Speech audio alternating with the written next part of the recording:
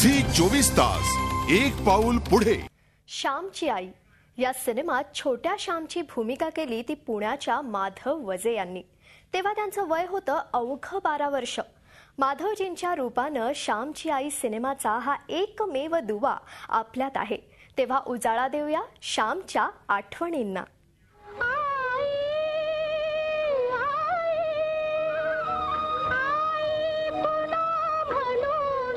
आई म्हणून कोणी हे गाणं आजही कानावर आलं तरी डोळ्यापुढे येतो तो हा निरागस चेहरा.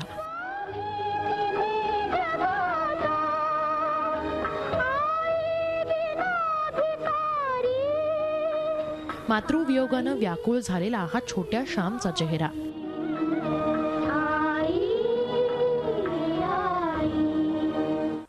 माधव वझे यांनी खट्याळ, प्रेमळ आणि लाघवी श्यामची व्यक्तिरेखा पडद्यावर साकारली ती श्यामची आई या सिनेमात. या सिनेमाबद्दल विचारताच 60 वर्ष मागे जाऊन पाहताना आठवणींच्या हिंदोळ्यावर माधवजी आपसुकच विसावतात.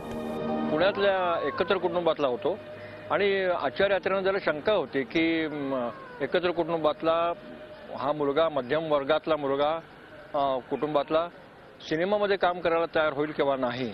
म्हणून त्याने खरं म्हणजे थोडंसं काचरतच वडिलांना असं विचारलं होतं की मी साने गुरुजींच्या श्यामची वरती चित्रपट करतोय, तर माधवला श्यामची भूमिका करण्याकरता मी निवडतोय.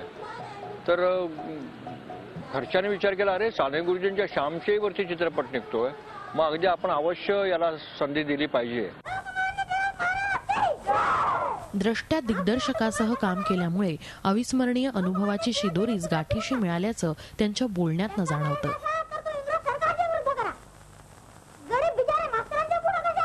एखादं दृश्य असलं तर आचार्य तरी मला सांगायचं की माधव असं असं आहे आणि मला जसं जमेल तसं वाटेल तसं ते करायचो.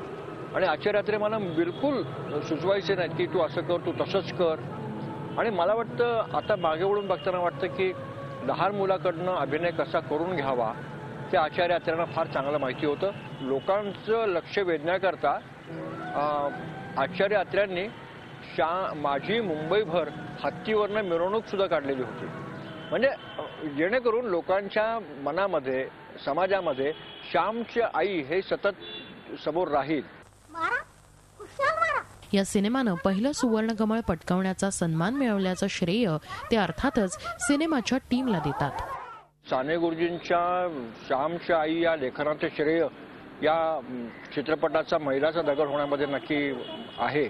पण त्याचबरोबर आचार्य यात्र्यांनी ज्या पद्धतीने चित्रीकरण केलं त्याचंही कारण आहे. आणि शिवाय सगळ्यांनी जो अभिनय केला त्या अभिनयाचाही फार मोठा वाटा या सगळ्या मध्ये आहे.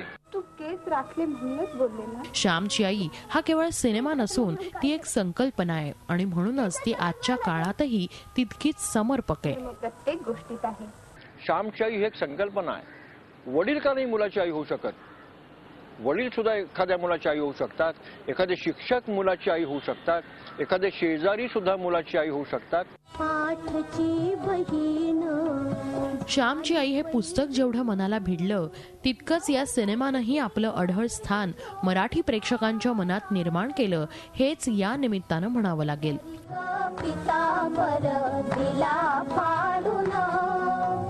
झी 24 ताससाठी पुण्याहून अरुण मेहत्रेसह ब्युरो रिपोर्ट, मुंबई. झी 24 तास एक पाऊल पुढे.